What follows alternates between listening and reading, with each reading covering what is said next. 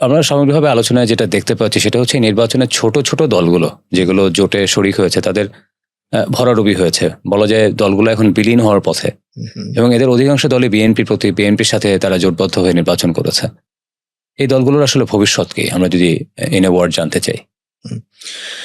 ছোট ছোট দলগুলোর ক্ষেত্রে আমি গত বছর একটা লেখা লিখেছিলাম পলিটিক্যাল অলিগোপলি নিয়ে। দ্য ইনসাইট এটা পাবলিশ করেছিল।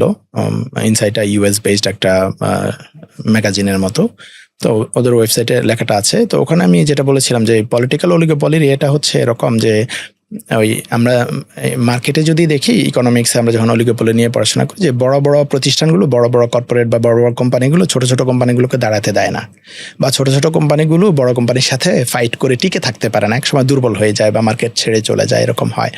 তো বাংলাদেশের ক্ষেত্রেও যে মানে আইডিওলজি বা এটা সেটা এইগুলার বাইরেও রাজনীতিতে মানুষ যখন সফলতা দেখে না তখন একটা তো ফ্রাস্ট্রেশন তৈরি হয়। তো ছোট ছোট পার্টিগুলোর ক্ষেত্রে যেটা হয়, ছোট ছোট পার্টির এরকম বড় বড় নেতারা অনেক সময় যে বড় পার্টির সাথে মার্জ হয়ে যায়। এটা আপনি দেখবেন যে অতীতে বিভিন্ন দল থেকে এক দল থেকে আরেক দল এরকম মুভ করেছে। এবার যেমন বাংলাদেশ এলডিপি নামে একটা দল ছিল, যে সেলিম নামে একজন, যিনি লক্ষ্মীপুর থেকে আবার বিএনপি এমপি হয়ে আসলেন ওনাদের নেতৃত্বে। তো সেটা আবার ওনারা বিলুপ্ত করে দিয়ে বিএনপির সাথে মার্জ হয়ে গেছে, এবং সেখান থেকে ওনারা 2জন এমপি হয়েছেন, না 1জন বা 2জন এমপি হয়েছেন সম্ভবত। কুমিল্লা ইলেকশন করেছিলেন রেদওয়ান আহমদ, উনি সম্ভবত জিতে, আর লক্ষ্মীপুর থেকে সেলিম সাহেব ইলেকশন করে জিতে এসেছেন। এনডিএম যেমন ববি হাজ্জাজ বিলুপ্ত করে দিয়ে বিএনপির সাথে মার্জ করে জিতে এসেছেন, রাশেদ খান বের হয়ে গিয়ে জিতে এসেছেন। তো এরকম ঘটনাটা আমরা কিছু দেখেছি। তো ছোট ছোট দলগুলোর ক্ষেত্রে এটা একটা চ্যালেঞ্জ যে ছোট ছোট দলের বড় ফিগার পলিটিক্যালি বা মিডিয়াতে তারা গুরুত্ব পান, কিন্তু রাজনৈতিক সমর্থনের জায়গায় এটা আসলে আমরা ওভাবে দেখি না। যেমন আসম রবের মতো নেতা ইলেক্টেড হয়ে আসতে পারেন না, বা মাহমুদুর রহমান মান্না ইলেক্টেড হয়ে আসতে পারেন না, বা অতীতে আমরা দেখেছি ডক্টর কামাল হোসেন ইলেক্টেড হয়ে আসতে পারেন না। এবার যেমন কর্নেল অলির ছেলে ইলেকশন করেছিল, হেরেছে, খুব অল্প ভোটে হেরেছে যদিও। কর্নেল অলি অতীতে ইলেক্টেড হয়ে আসছিলেন এলডিপি করেও, এবারে জিততে পারেন নাই। তারপরে জুনায়েদ সাকি যেমন কখনো জিতে আসতে পারেন না, এবার বিএনপির সাথে গিয়ে এমপি হয়ে এসেছেন। তো এই ছোট দলগুলোর ভবিষ্যৎটা আসলে বিএনপি বা জামাতের সাথে, মানে বড় দুটা দলের সাথে জড়িয়ে যাবে। কোনো একটা জোটের সাথে তাদেরকে থাকতে হবে, আদারওয়াইজ আসলে এককভাবে নির্বাচন করে আসতে পারবে না।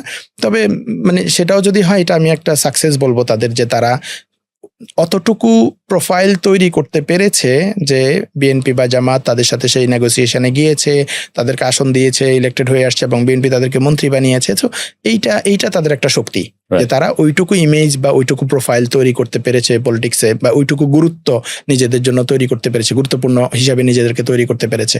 তো এইটা হয়তো এই সার্টেন লেভেলে সার্ভাইভ করে যাবে। কিন্তু ভবিষ্যতে যদি কখনো জোটের সাথে তারা ওই নেগোসিয়েশনে যেতে না পারে, তাহলে হয়তো সার্ভাইভ করবে না ওভাবে, এটা আমার কাছে মনে হয়। বা নামকা আসতে সার্ভাইভ করবে, যেমন গণফোরাম তো সার্ভাইভ করছে, দল হিসাবে আছে, তেলাপোকার মতো 1000 বছর ধরে টিকে থাকার মধ্যে তো কোনো সার্থকতা নাই।